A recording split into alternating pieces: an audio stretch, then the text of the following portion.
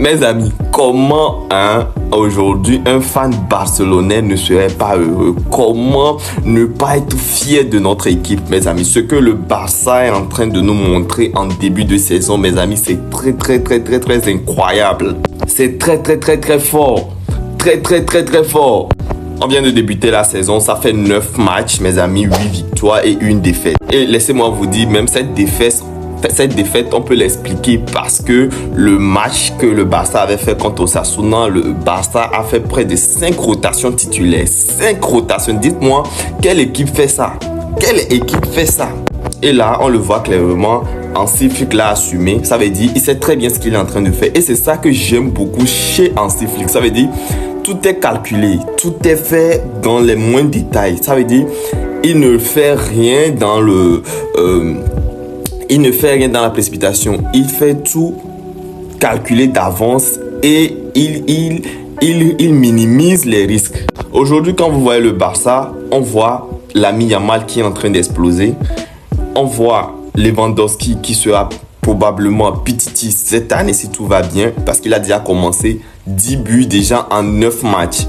On voit Rafinha qui fait un des débuts de saison les plus incroyables. Regardez, le Brésil, quand la saison a commencé, le Brésil avait voulu faire lorsqu'on convoquait les joueurs, on n'a pas convoqué Rafinha. Mais tout ce que Rafinha a fait durant cette début de saison, les sont obligés à le convoquer. Mes frères, laissez Rafinha. En ce moment, il est parmi les top 5 des Brésiliens les plus performants au monde. Lorsqu'on vient sur le milieu, combien de saisons on a commencé où Pedri n'a pas joué à ce niveau et il n'est pas encore blessé? Pedri vient d'enchaîner pratiquement tous les matchs. Il a été reposé, il a été géré, mais il a enchaîné tous les matchs. Il a apporté de la qualité sur le terrain, mais jusqu'à présent, Pedri n'est pas blessé. Est-ce que vous comprenez quelque chose? Tout ce que je veux dire, c'est que acceptons que Hansi Flick a apporté quelque chose d'incroyable dans cette équipe. Lorsqu'on prend toutes les lignes, j'ai fini avec l'attaque, le milieu. Lorsqu'on prend Pedri, il est au top niveau. Lorsqu'on prend Casado, quel talent, genre. On vient de découvrir un jeune joueur, probablement la révélation de cette année. Probablement la révélation de cette année, ça sera Casado, j'imagine, parce que tout ce qu'il fait comme début de saison, ça serait très difficile pour De Jong, peut-être même pour Gavi, de venir chipper cette place. Parce que quand on voit ce que Casado apporte sur le terrain, la stabilité, il sait jouer balle au pied, il sait défendre, il sait apporter de l'agressivité, il sait apporter de l'impact physique. Mais dites-moi, qu'est-ce qu'on a besoin de plus chez un 6? Je me rappelle en début de saison, comment on avait peur. Comment on avait peur de ne pas avoir de 6. Mais c'est sans compter sur la Masia. C'est sans compter sur la Masia. Non, mes amis, c'est vraiment fan barcelonais en ce moment. On est les plus heureux. Et voilà, et ça continue. Lorsque vous prenez les pistons, lorsque vous prenez Koundé est pratiquement top 5 mondial aussi. Lorsque vous venez en défense, Koubarsi à 17 ans, ce que l'enfant là est en train de montrer, il aura peut-être 18 ans bientôt, mais ce que Koubarsi est en train de montrer, le niveau auquel il joue, c'est digne d'un grand défenseur. Et dites-vous que tout cela, on le fait sans Araujo. On a top, parce que Araujo, on ne peut pas le lui enlever, c'est un grand défenseur. Mais Araujo n'est pas là, on ne le sent même pas. On ne sent même pas qu'Araujo est blessé.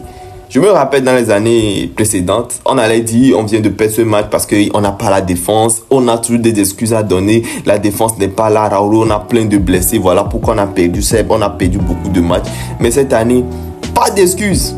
Pas d'excuses. Tu n'es pas là. On change. Olmo est blessé. Il est parti. On a mis Pablo Torre. On a essayé de faire avec Rafinha, Ferran Torres, tout ça là. Et les victoires s'enchaînent. On voit que le match, on voit que le niveau est légèrement baissé sans Olmo, mais ça n'empêche qu'on ne gagne des matchs. Ça n'empêche pas qu'on remporte des victoires, mes amis.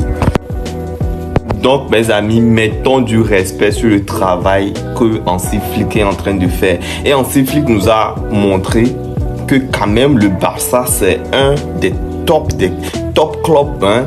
Top parce que ce que la Masia nous apporte en termes de vivier, en termes de ressources, en termes d'effectifs, mes amis, on est beaucoup chanceux. On est beaucoup chanceux. Et ça, je le dis, hein, je le dis, même quand les remplaçants seront là, mes amis, ça fera peur. Ça fera très peur. Donc voilà, aujourd'hui, presque, si vous mettez les années, on prend les années précédentes, lorsque on prenait les joueurs du Barça, ils perdaient en valeur marchande. Est-ce que vous vous rappelez? On achetait des joueurs qui venaient chez nous et ils perdaient en valeur marchande. Lorsque les mercatos arrivent, ça c'est difficilement qu'on nous propose de l'argent pour acheter des joueurs chez nous. Parce que la saison qu'ils ont fait, c'était moyen. Donc c'est difficilement. Mais cette année, dites-vous, si on devait vendre Rafinha, combien les clubs proposeront pour prendre Rafinha? Si on devait vendre Lamine Yamal, combien les clubs proposeront pour acheter Lamine Yamal? Si on devait vendre Casado, combien les clubs proposeront pour avoir Casado? Pedri, Koubarsi, pratiquement tous les joueurs qu'on a maintenant, si on devait les vendre, si on devait aller sur le marché, ça nous rapporterait beaucoup. Parce que quoi? Hansi Flick a élevé leur niveau. Et c'est ça qu'on demandait à Xavi, de faire évoluer, de faire progresser les joueurs. Et ça, Hansi Flick le fait très bien. Mais mes amis, je me dis, tout ça là, tout ce qui se passe en ce moment, ce n'est que du bénéfice. Ce ne sont que des bénéfices. Aujourd'hui, nous avons, non seulement ça, n'oublions pas les remplaçants qui font de temps en temps leur entrée en jeu. Et là, je voulais revenir sur Ansu Fati parce que lui, mes amis, Ansu Fati, Ansu Fati n'a pas dit son dernier mot. Ansu Fati n'a pas dit son dernier mot. Il suffit de voir son entrée face à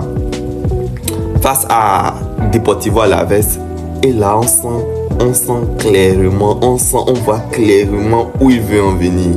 On voit clairement pourquoi Hansi Flick disait qu'il a un plan pour Ansu Fati. On voit clairement pourquoi Hansi Flick disait qu'il a un plan pour Ansu Fati. Parce que l'entrée en jeu de Ansu Fati, comment il joue entre les lignes, sa puissance, sa frappe, sa façon de dribbler, ses appuis, comment il est vif. Il n'a pas eu la chance de marquer, d'inscrire son premier but pour cette saison. Mais mes amis, je me dis, ça va arriver. Ça va arriver parce que lui, il vient de blessure. Il n'est pas encore à 100%. Il rentre, il fait une entrée comme ça. Il est puissant, il est fort, il dribble, il frappe. Mes amis, dites-vous que lorsque Ansu Fati sera au top niveau et sera à droite, je me dis, pourquoi on ira prendre Nico Williams? Si Ansu Fati revient à son niveau, pourquoi allons-nous prendre Nico Williams? Et ça sera encore une prouesse d'Hansi Flick de faire progresser Ansu Fati. Parce que, ne l'oublions pas, sur Koeman, Ansu Fati était un monstre. Après, Xavi est venu, après ses blessures, il n'a pas eu confiance en lui, il a clairement prêté. Mais dites-vous que ce que Hansi Flick lui a vu en Ansu Fati, c'est que Hansi Flick se dit, mais c'est un joyau, lui là c'est un joyau, et pourquoi vous voulez le prêter, vous voulez pas qu'il joue au club? Ah, mais voilà. Donc voilà mes amis, début de saison réussi du Barça, 9 matchs, 8 victoires, 1 défaite. Nous avons joué 2 matchs en Champions League, 1 victoire et 1 défaite. Tout va à merveille, Donc vous aussi, si vous trouvez que le début de saison du Barça a été top, a été meilleur, laissez-le en commentaire, likez et partagez la vidéo, faites en sorte que la communauté grandisse et voilà, ciao.